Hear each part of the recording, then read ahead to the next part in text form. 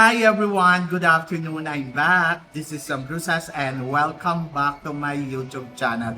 Oh my gosh! This is it guys. Pag-uusapan natin ngayon. May tatanggalin daw siya. Kung sino to at ano to, yan ang tatalakayin natin ngayon. But before anything else, hello Philippines and hello beautiful people. Mabuhay! Kamusta kayong lahat? Sana lahat po kayo ay okay at safe ngayong araw na ito. At syempre sa lahat naman ng mga bago nating subscribers dyan, hello po sa inyo lahat. Maraming salamat guys sa pag-subscribe ninyo syempre dito sa channel ko.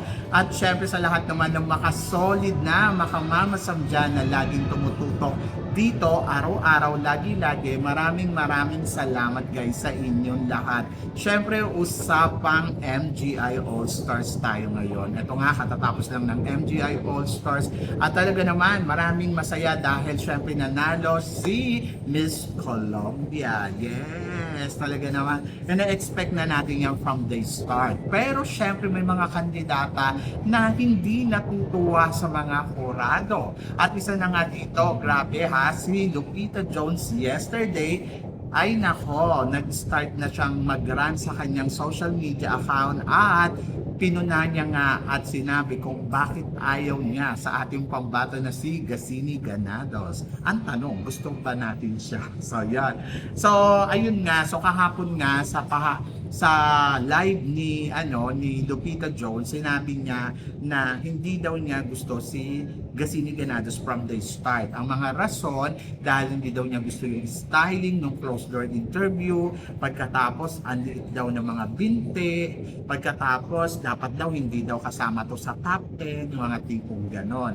So alam naman natin si Lupita Jones from the start pa lang, feeling ko isa siya sa mga magiging problema talaga natin pagdating dito sa pageant ng MGI All-Star. Inaasahan ko nga si Natalie Glebova, pero nagkamali tayo dahil in fairness naman kay Natalie, very fair at maayos siya magbigay ng score. Hindi lang sa ating pambato kundi sa lahat. At kahit sa mga comment niya sa mga girls, very encouraging. Tapos alam mo yon, mas maayos. Ang ina-expect ko nga si Natalie, isa sa mga isa din to, di ba, dati. Pero ngayon, in fairness kay Natalie, very fair talaga ang pinakita niya dito. And then, ito si Lupita Jones, hindi ko maintindihan kung bakit siya nagsasalita ng gano'n sa mga kandidata. So, kapag ayaw niya, ang rason niya ay dahil hindi niya gusto. So yon, so dapat hindi. Dapat nandoon siya na i-encourage niya yung mga kandidata. Bigyan niya ng maayos na score. Actually, okay. So binigyan niya ng 8, not bad. Pero nandoon na sana, hindi na lang siya nag-run at nagsalita about Gasini. Kasi parang feeling ko, dapat nandoon siya sa encouragement ng kandidata natin. Dahil syempre, ang lahat naman ng girls dito ay gustong manalo, di ba? Tapos makakarinig ka ng ganyan, hindi ka na nga nanalo. So dapat i-lift up niya yung mga feeling ng mga girls, hindi yung turn down niya lalo. So yun. So parang feeling ko dapat sa susunod kung magiging hurado siya, encouragement ang ibigay niya sa mga girls. Hindi yung ganyan na parang ay nako, nakakaloka, diba? So nakakaloka talaga itong si Lupita Jones. Parang lagi na lang siyang may galit sa lahat. Sa bagay, kung sa sarili niya ng kandidata, lagi siyang galit sa ibang kandidata pa kaya, di ba? So, yon. So, unfair, parang feeling ko, unfair sa side natin na parang magsalita ng ganun si Lupita. And then, obviously naman talaga, si Lupita at saka si Osmel ay meron silang kinikilingan na candidates kasi kapag Latina, ang taas ng binibigay nilang score, pero kapag sa atin ay hindi. Ako yung pinaka positive na tao talaga, pero minsan parang hindi rin ako natutuwa talaga sa action nila dahil nga hindi nga fair. And then plus nandoon din na kung bibigyan mo ng mataas na score yung isang kandidata, na lalo na kung kandidata mo, sana binigyan mo din ng mataas na score yung ibang kandidata. Eh Diyos ko naman, kung titignan naman natin si Miss Mexico, yes, maganda nga si Miss Mexico, pero kung katawan din naman ang pag-uusapan, mas maganda naman yung katawan ni Gasini Granados. At kung performance naman ang pag-uusapan, mas maganda naman yung performance ni Gasini. So yon, so sana lang talaga maiwasan na lang yung mga ganyan na nagko-comment kasi burado sila, tapos parang hindi nakaka-encourage sa mga kandidata. So, sana maging fair na lang next time, di ba?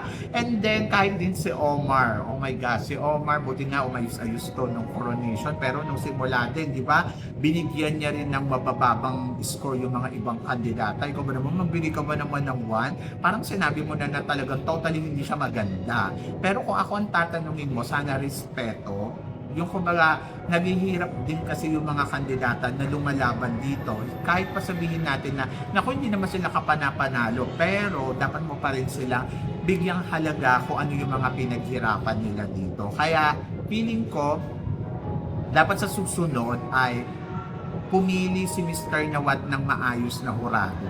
Hindi yun dahil, alam mo yon, member sila dati ng Miss Universe, tapos ngayon kukunin mo sila para, alam mo yon, dahil parang ang feeling mo fair sila, yung gano'n. Tapos ayun, siguro sobrang disappoint ni Mr. Nawat sa mga huradong to. At ito na nga, nagparinig din si Mr. Nawat sa kanyang live mismo sa TikTok.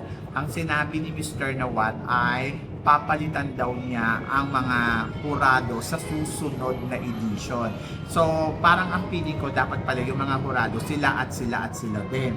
Pero ngayong edition na to, sa susunod na edition, sa second edition, papalitan niya ni Mr. Nawat ang hurado. 4 na hurado daw or 3, no, ang papalitan niya.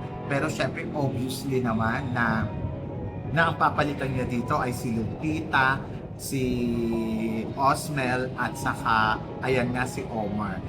Hindi ko sure pero parang nasisense ko na ayun kasi sila yung parang nagkaroon ng intriga. So pang-apat si si Isabela Milin, di ba? Si Isabela nag-ano din sa kanya yung Venezuela, di ba? So yun. So parang feeling ko sila yung mapapalitan. Anyway, so tingnan natin kung ano ang susunod na edition na mangyayari at kung sila pa rin ba ang kukunin na hurado ni Mr. Nawat. Pero sabi nga ni Mr. Nawat, papalitan niya. Kung ako kay Mr. Nawat, tamang desisyon yun. Napalitan mo yung mga hindi nakaka-encourage na judges. Kasi hindi naman kailangan ganito na parang alam mo yung mamimersonal sila, tapos ang gagawin nila ay kung gusto nila magbigay, ini sila doon sa tao, bibigyan nila ng mababang score. Hindi dapat gano'n. Dapat depende doon sa performance na pinapakita niya. Pero kasi sa ipinapakita ni Osmel at saka ni Lupita Jones at saka ni Omar, obviously, meron silang kinikilingan na kandidata. So, yun. Kaya nakakaloka sila. Pero, I think good yung magiging desisyon ni Mr. Nawat na palitan tong mga to, di ba? And then, pagdating naman dito sa host, actually, mas maganda na lang si Michelle din na lang ang kunin niyang host at saka si Emma Tiglao. Huwag na niyang kunin si Danilo. O si Danilo, guwapo lang. Kasi sabing gano'n, naglawas daw siya ng pera na malaki para maimbitahan itong si Danilo. Umabot daw ng 1 million. Ewan ko kung totoo to pero sa totoo lang, ang mahal Paano kaya pag binuking mo siya? So, ang mahal niya. So, yon. And akin, ay sana, alam mo yon, ang iniisip ko kasi baka pagod, kasi yung biyahe, ang layo, di ba? So, ang layo ng Ecuador sa so medyo sabi ko nga baka nga pagod kaya hindi nakapag-perform ng maigi. Pero dapat doon darating sila ng 2 days ago para alam mo yung may rest sila at makapag-deliver sila ng maigi sa kanilang trabaho kasi binabayaran ka nga ng mahal, di mag-deliver ka ng mahal, di ba? Wala naman libre. Kumbaga, gusto mo ng quality na presyo, dapat quality din yung ibibigay mo. So, naintindihan ko kung totoo man sinabi ni Mr. Nawat na disappointed siya kay Danilo Carrera, but kung papalitan niya sa susunod, kumuha siya ng much better. Ayun. Maraming si Steve Harvey. Bakit hindi niya kunin? Si Steve Harvey magaling kaya, di ba? So, may patawa pa at kaya ni Steve Harvey mag-host mag-isa. Kesa naman kumuha ka ng akala mo mag-host ng mag-isa, yung pala hindi. So, sayang. Anyway. So, natapos na. So, nakita na ni Mr. Nawat yung kung ano yung mga diferensya at dapat niyang ayusin dito sa MGI All-Star 2nd Edition. Actually, maganda yung feedback.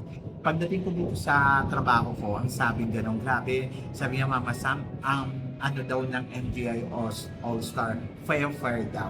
Fair sa judges at fair daw sa sa people choice, alam mo yon.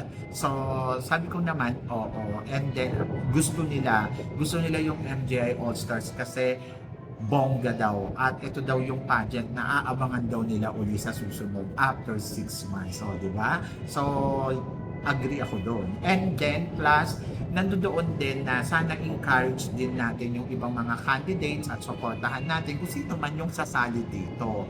Tapos ayun nga, isa pang sinasabi na excited daw sila sa susunod na edition, di ba? At kahit din naman si Yamelex, di ba, Hernandez, medyo nalungkot siya dahil hindi nga napasama sa top 5 at sinisisi niya si Omar kaya hindi siya napasama sa top 5. Pero hindi ko alam kung totoo yun, may nabasa lang akong ganon. Pero ang akin, si Yamelex kasi pwedeng sumali sa Miss Grand Thailand. Sa totoo lang, very Miss Grand yung dating niya. Kung hindi mo siya nanalo ng All-Stars, edi try niya sa Miss Grand. Diba? So yun. So, saka may second edition pa naman. So, pwede niyang ilaban yung sarili niya sa second edition. Malay mo, siya pala ang makakatalo kay Miss Colombia. Diba? So, yan.